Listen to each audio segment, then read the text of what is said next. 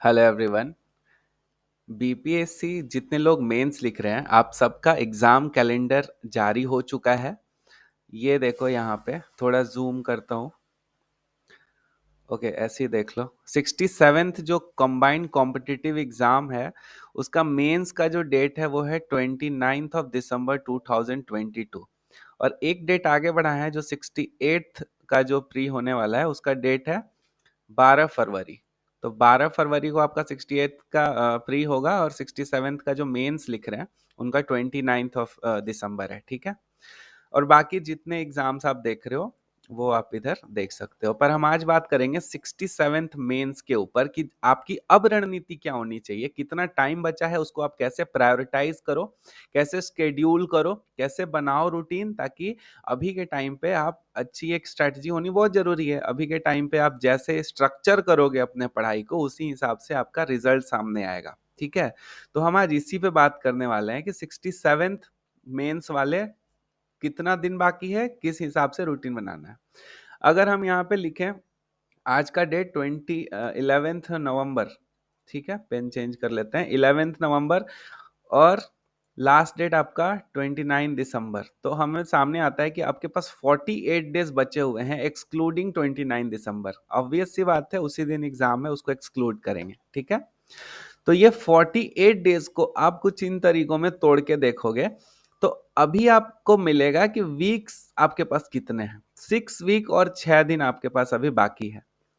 तो अब टाइम आ गया है कि प्रायोरिटाइज करना है चीजों को, कि किस हिसाब से आपका ये 6 वीक 6 दिन जैसा गुजरेगा, ये आपके कंट्रोल में है। आप इसको जिस हिसाब से मॉड्यूल करोगे, रीस्ट्रक्चर करोगे, उसी हिसाब से आपका रिजल्ट सामने आएगा। तो हम बात करेंगे कि आपको कैसे करना चाहिए इसको स्केड्यूल। ठीक है, अभी के टाइम पे एक बार और देख लेते हैं। आप यहाँ हो अभी 11th में, और यहाँ आपका एग्जाम है। ठीक है। बहुत ज्यादा टाइम नहीं है, 6 वीक और 6 दिन आपके पास बचे हुए हैं। तो अभी के टाइम पे जो आपका टाइम होना चाहिए, वो आप एक फुल ऑन सब्जेक्ट उठाओ। ठीक है। हम बात करते हैं कैसे, यहाँ पे देखते हैं। इसमें जैसे एक वीक हो गया आपका 12 नवंबर से 18 नवंबर, ये वीक 1 है। ये 12 नवंबर से 18 नवंबर तक आप GS1 उठा के निपटा दो अच्छे से। ठीक है। जितना भी अभी तक आप GS1 का कंटेंट रेडी किए हो, टेस्ट सीरीज लिखे हो, प्रीवियस ईयर क्वेश्चन लिखे हो, उसको एक वीक में आराम से निपटा दो। दूसरे वीक में उठाओ GS2। ठीक है। और GS2 को निपटा दो 19 नवंबर से 26 नवंबर तक। सेम रहेगा आपका अप्रोच, जैसे GS1 निपटाए हो, शॉर्ट नोट जितने बनाए हैं, जितना प्रीवियस ईयर क्वेश्चन करे हो, टेस्ट सीरीज बनाए हो, वो सबको निपटा दो सेकेंड वीक में। थर्ड वीक में उठा लो आप अपना ऑप्शनल। ठीक है। 27 नवंबर से 4 दिसंबर तक आपको ऑप्शनल करना है अच्छे तरीके से। ठीक है। अब ये 3 दिन के लिए मैं गैप छोड़ा हूं, ऑब्वियस सी बात है कि कुछ ना कुछ आपका रह ही जाएगा। ठीक है। इसमें से कुछ ना कुछ अगर रह जाएगा, तो आप इसमें आप उसको मैनेज करो। 5 दिसंबर, 6 दिसंबर और 7 दिसंबर को, या ऑप्शनल कुछ चीज रह गया है, GS2 रह गया है, GS1 रह गया है, लेकिन मेजर फोकस अभी सिर्फ और सिर्फ रिवीजन पे होना चाहिए। हम बात करेंगे उसके ऊपर भी वीडियो के लास्ट में। अब आपके पास क्या होना है कि जब आप वीक वाइज 3 वीक अपना खत्म कर चुके हो अच्छे से पढ़ाई करके, अब आप 3 डेज में डिवाइड करोगे। ठीक है। 5 6 7 को गैप छोड़ दिया हूं 3 दिन का। नेक्स्ट जो 8 से 10 दिसंबर तक आएगा, इसमें आप इस 3 दिन में GS1 को फिर से रिविजिट करोगे सेकेंड टाइम। ठीक है। सेकेंड टाइम आप GS को रिविजिट कर रहे हो। फिर अगला 3 दिन में 11 दिसंबर से 14 दिसंबर तक आप GS2 को रिविजिट कर रहे हो, ये भी सेकेंड टाइम हो रहा है। ठीक है। GS2 को रिविजिट कर रहे हो। फिर से मैंने ऑप्शनल को एक वीक दे रखा है, 15 दिसंबर से 21 दिसंबर तक। ऑप्शनल को एक वीक इसलिए दिया है क्योंकि बड़ा सब्जेक्ट है, आपको इसमें अच्छा स्कोर लाना पड़ता है। GS1 2 में एवरेज स्कोर भी चल जाता है, पर इसमें आपको ज्यादा ध्यान देना है। इसीलिए ऑप्शनल को मैंने एक वीक दे रखा है। 15 दिसंबर से 21 दिसंबर तक हम सिर्फ ऑप्शनल की पढ़ाई करेंगे। तो ये भी सेकेंड इटरेशन हो जाएगा, आप सेकेंड टाइम इसको पढ़ाई कर रहे होगे। ठीक है। अब सिमिलरली 22 दिसंबर को एक दिन हम गैप रखे हुए हैं।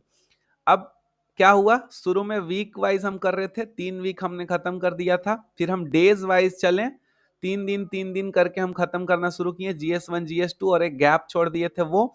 और अब हम एक और वीक यहाँ पे खत्म किए, वीक 4 ऑप्शनल के ऊपर। यहाँ पे इन दोनों को मिलाओगे तो एक और वीक खत्म हुआ हमारा वीक 5, ठीक है, और 3 दिन का गैप है। तो अब हम आ जाते हैं डेज वाइज। अब आपके पास दिन कितने बचे हैं? सिर्फ इतने, 8 दिन सिर्फ बचे हैं आपके। तो इन लास्ट 8 डेज में अब आपको शिफ्ट कर जाना है day wise, full on revision चलेगा अब आपका। 23 दिसंबर GS1 से शुरू करो। शुरू में आप नॉर्मल रूटीन बनाना है, फिर आपको उसको चेंज करके रिवर्स रूटीन चलना है। हम देखेंगे कैसे। जैसे GS1 23 दिसंबर को रिवाइज किए, 24 दिसंबर को GS2 रिवाइज किए, 25 दिसंबर को पूरा ऑप्शनल उठा के अच्छे से देख लिए एक बार फिर से। फिर अब आप उल्टा करोगे, GS2 26 तारीख को आप पढ़ रहे हो GS2 अच्छे तरीके से, और जो एग्जाम वाला दिन है 29 दिसंबर, इससे 2 दिन पहले 27 और 28 को सिर्फ और सिर्फ GS1 पे फोकस करोगे। GS1 पे फोकस करोगे और हिंदी इंग्लिश, ठीक है, मैंने लिखा नहीं है। हिंदी इंग्लिश एक बार देख लेना, जो आपका कंपलसरी लैंग्वेज पेपर है, तो उसको भी एक बार ठीक से जरूर रिविजिट कर लेना, ठीक है।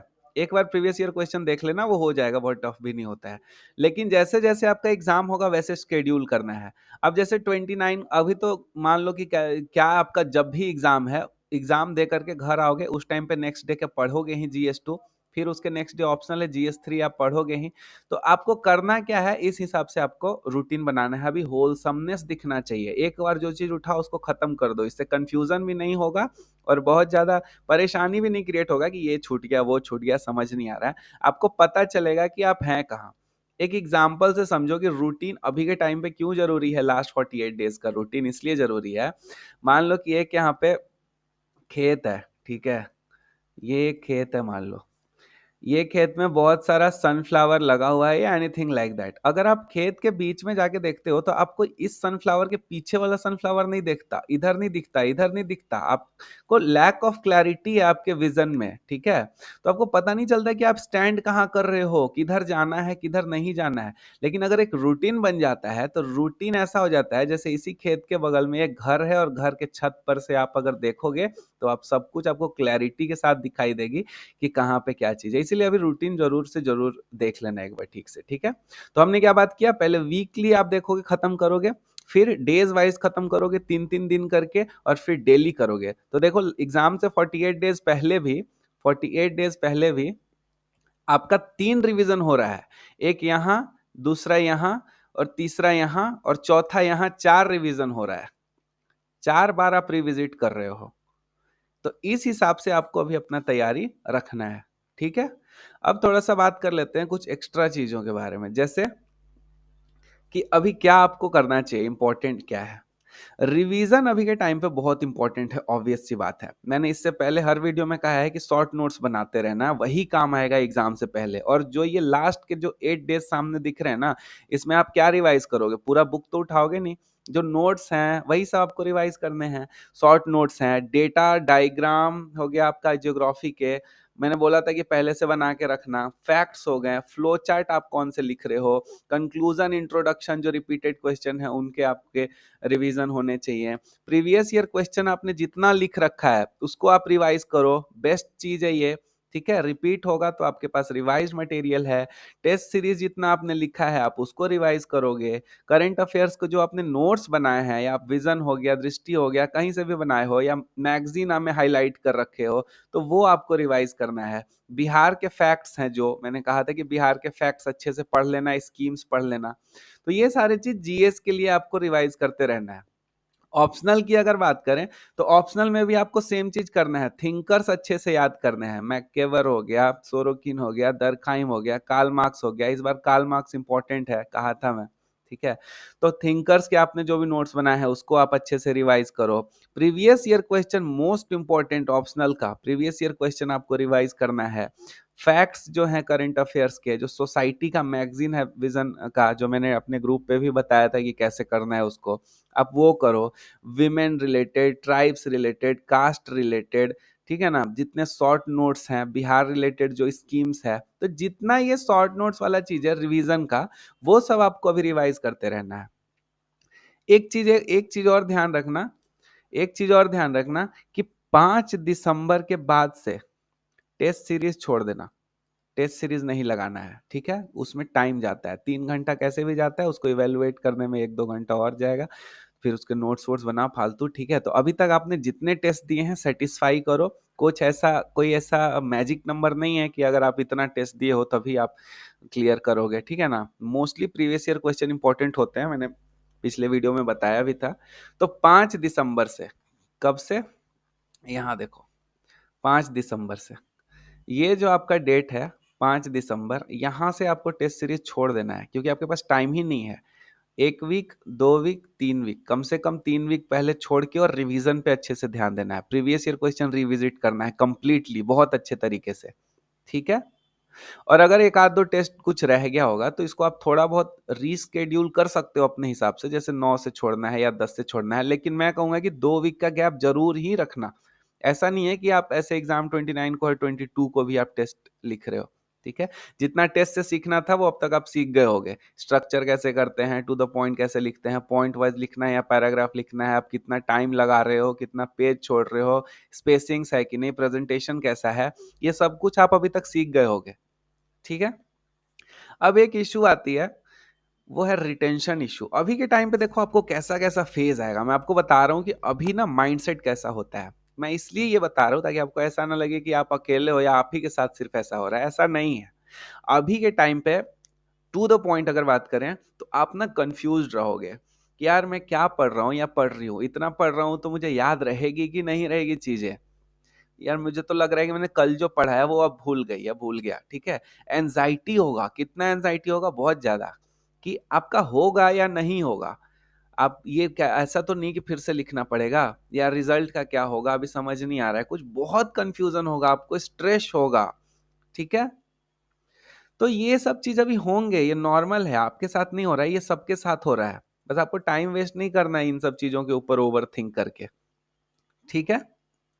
अगर तुम इस माइंडसेट में जो मैं बताया, जो पढ़ने वाला माइंडसेट, ये जो रूटीन वाला है, ठीक है, इसको बोलते हैं जोन, इसको कहते हैं जोन। ये जोन माइंडसेट होता है। इसमें कैसा होता है ना, बंदा इंसान की सिर्फ पढ़ाई कर रहा है, दिमाग में एक ही चीज चल रहा है कि मुझे अब क्या करना है, अब क्या करना है, आगे क्या पढ़ना है, इसको पढ़ा रिवाइज करके देख लेता हूँ, किसी से डिस्कस कर लेता हूँ, ये एक जोन होता है।